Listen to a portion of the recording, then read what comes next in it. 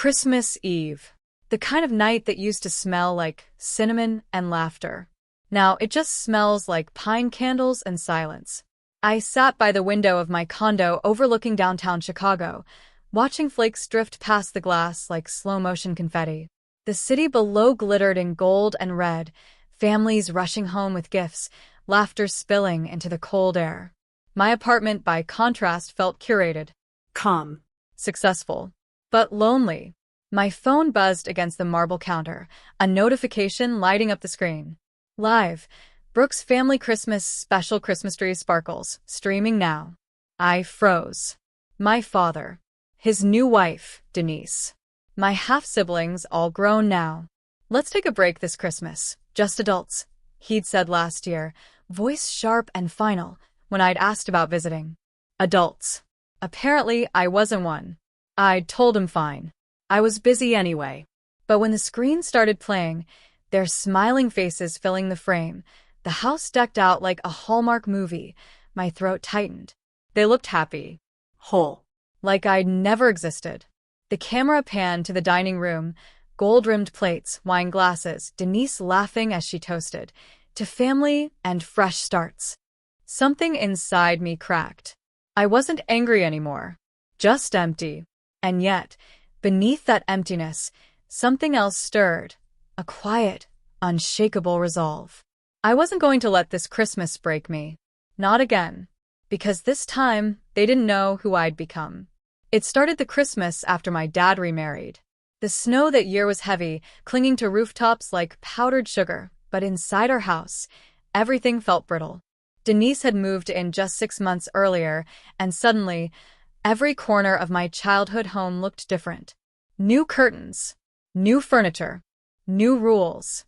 I remember standing in the living room, holding a box of old ornaments, the ones Mom and I used to hang together.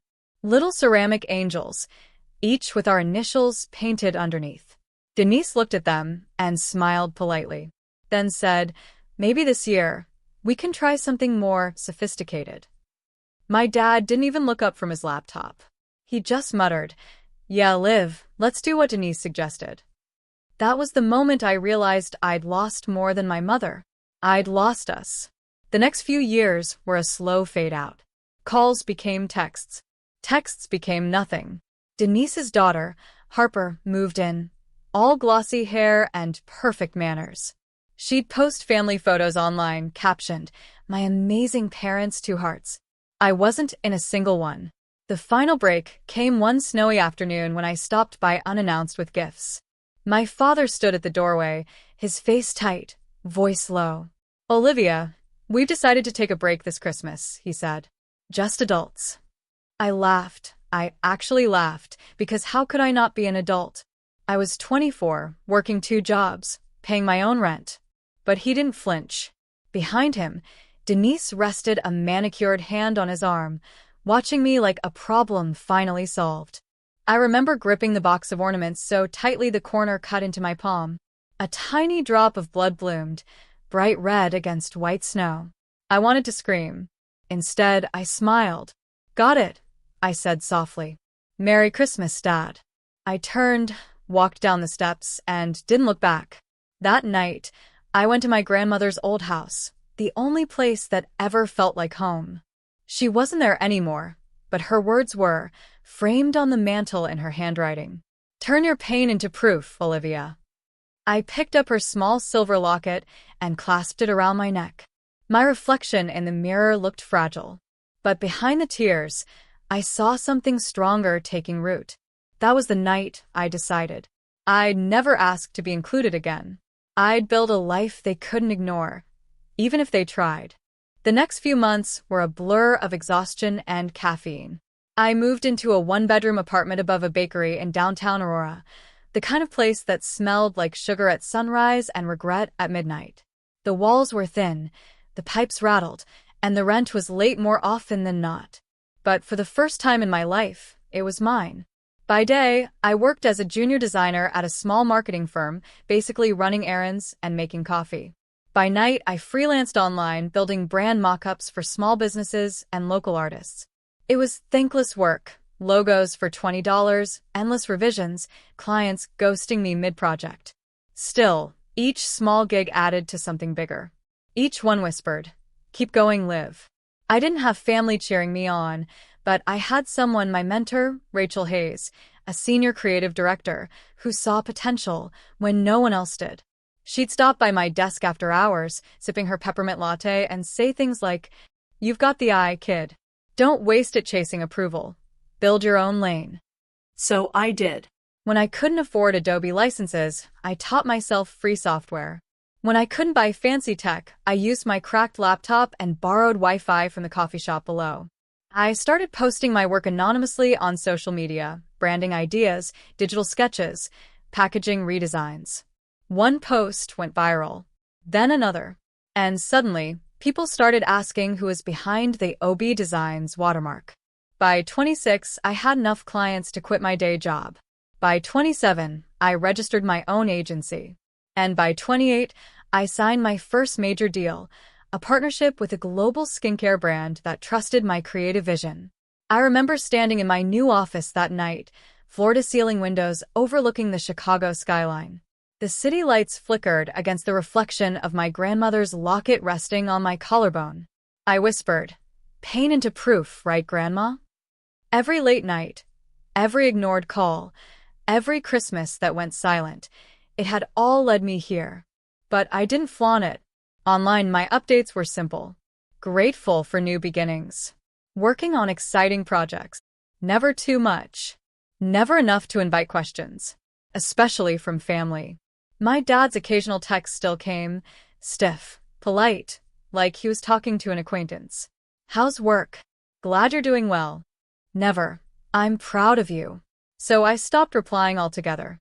Instead, I poured my energy into creating something lasting, a company that hired other women like me. The overlooked, the underestimated, the ones who'd been told they weren't enough. We built campaigns that spoke truth. We told stories that healed. And slowly, quietly, OB Designs became one of the fastest-growing independent firms in the Midwest.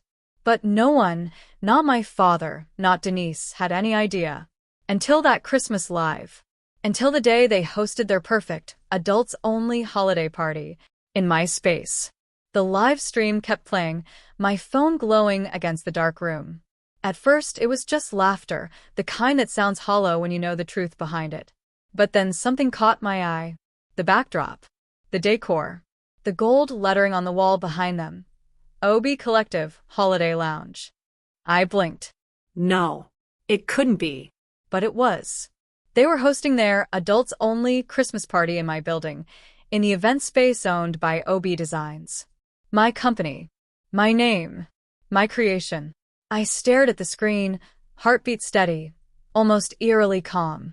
Then I grabbed my coat, a deep burgundy wool wrap, slipped on my heels, and took the elevator down. When the doors opened, the sound of laughter hit me like a wave. Music floated through the air, mingled with the scent of champagne and evergreen garlands. The main hall shimmered, white roses, golden fairy lights, custom centerpieces I'd approved just days earlier. A staff member smiled when she saw me. "Ms. Brooks, Merry Christmas. Would you like me to?" I nodded once. "Just keep doing your job, Ellie." As I stepped into the room, the crowd barely noticed until Denise did. She froze mid-laugh, her wine glass trembling just slightly. "Olivia," she breathed. My father turned next. The color drained from his face. For a moment, no one spoke. Just the low hum of Christmas jazz filling the air. "Didn't expect to see you here," Dad said finally, adjusting his tie. His voice carried that same sharp edge, the one that used to make me small. I smiled faintly. "Why not? It's my event." He frowned. "You're what?" I let the silence linger just long enough before glancing around. The OB Collective Lounge.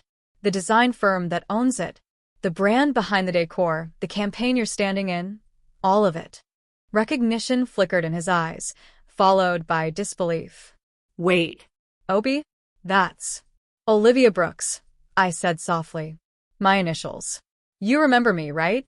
The guests nearby had gone quiet, whispering behind crystal flutes. Even Harper, picture perfect as ever, looked stunned. Denise forced a smile that didn't reach her eyes. Well, this is quite the coincidence, isn't it? Not really, I said, scanning the room. You rented this space through our corporate team. We handle a lot of events this time of year. I paused, letting my gaze settle on my father. But I have to admit, seeing my family celebrate in my building without realizing it, that's poetic. His jaw tightened.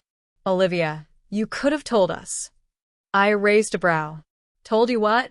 That the daughter you cut out became the adult you didn't want at Christmas? The words landed like glass breaking, clean, sharp, final. He tried to speak again, but Denise interjected, her tone brittle. We didn't mean it wasn't personal. We just thought. That I didn't belong? I said quietly. I stepped closer, lowering my voice. The truth is, I stopped trying to belong the moment you told me to take a break. And maybe that's what I needed, space to grow. Space to build something real. The silence in the room grew heavy. Even the music seemed to fade. Finally, I smiled, small, sincere. You're welcome to stay and enjoy the night. The drinks are on the house. Consider it my Christmas gift. Then I turned to leave. But before I reached the door, I glanced back over my shoulder. Merry Christmas, Dad, I said softly. Guess this year we're all adults. His expression wavered, a mix of pride, regret, and something that looked like loss. And for the first time, I didn't feel excluded. I felt free. An hour later, most guests had gone home, their laughter fading into the cold Chicago night. The staff was cleaning up when my father approached the corner table where I sat, finishing a cup of coffee that had long gone cold. He looked older than I remembered. His tie hung loose, his expression uncertain. Not the man who used to bark orders and fill every room with authority. Olivia, he started, voice low, almost cautious. You've done incredible things. I didn't realize. I looked up, meeting his eyes. No, you didn't. You never asked. He swallowed, glancing down at his hands. You have to understand, I was trying to hold the family together. Things were complicated. Complicated, I repeated softly, setting my cup down. That's one word for replacing your daughter with a new one. Denise stood a few steps behind him, clutching her clutch like a lifeline. Harper hovered near the doorway, eyes darting between us, unsure whether to stay or flee. For a moment, none of us spoke. The tension wasn't angry. It was raw, like an old wound finally exposed to air. I'm not here to punish anyone, I said finally. That's not who I am anymore. I leaned back, breathing slowly. But I need to set some conditions, not for revenge, but for peace. My father frowned. Conditions? Yes, I said simply. If you want a relationship again, it has to be honest this time. No pretending, no half-truths, no disappearing when it's inconvenient. I turned to Denise. And that means no gatekeeping. No more rewriting history. She opened her mouth, then closed it again, eyes glistening. To Harper, I added gently, I don't blame you. You were a kid caught in a mess adults created. But if you ever want to know me, really know me, I'm open to that. Harper nodded, tears gathering quietly. I'd like that, she whispered. Then I looked back at my father. And you, Dad, if you ever want to earn back trust, start small. Volunteer somewhere that humbles you. Help someone who can't repay you. Learn what family means when you have nothing to offer but your presence. He blinked, stunned. You're serious. Dead serious, I said softly. Because love without growth just repeats the same mistakes. I'm not interested in going backward. For the first time in years, his shoulders sagged, not in defeat, but in something like surrender. He nodded slowly. All right, Olivia. I'll try. I smiled faintly, standing up and straightening my coat. That's all I needed to hear. As I turned to leave, I stopped beside him and added, This place isn't just mine, Dad. It's built by people who've been hurt, doubted, underestimated. We turned that into power, into proof. I rested a hand briefly on his shoulder. Maybe you can, too. And then I walked out, not storming away, not running. Just walking, steady, certain, into the quiet December night. For the first time in forever, I didn't feel like the child left behind. I felt like the woman who finally got to decide who came with her. Snow blanketed the city overnight. By morning, Chicago was quiet, hushed under a layer of white that made everything look new again.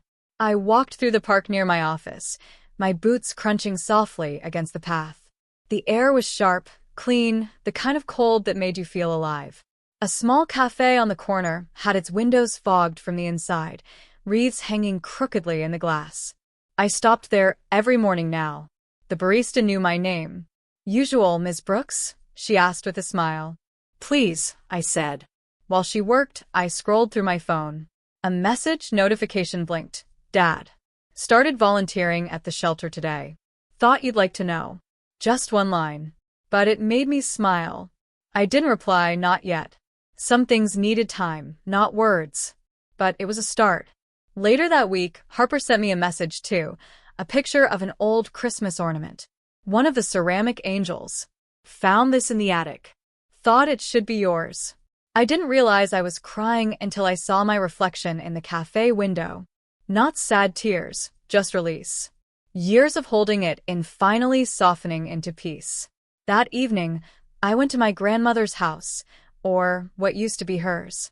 The current owners had turned it into a local art studio, but the big oak tree still stood out front. I knelt in the snow beneath it, holding her silver locket in my hands. "Turn your pain into proof," I whispered. "I did, Grandma. I really did." The wind stirred gently, brushing hair across my face, like an answer I could almost hear. As I walked back toward the car, the city lights twinkled in the distance. My city now, my life, my peace. And I realized something. I wasn't waiting for an invitation anymore. I wasn't the girl begging for a seat at someone else's table. I was the table, built from every scar, every rejection, every lonely Christmas that once broke me. This year, my home was full, not of guests, but of gratitude. Not of noise, but of peace. I fastened the locket around my neck, looked up at the sky, and smiled. Voiceover. Sometimes, the family you lose teaches you how to build one within yourself. And that's the kind of love that never takes a break.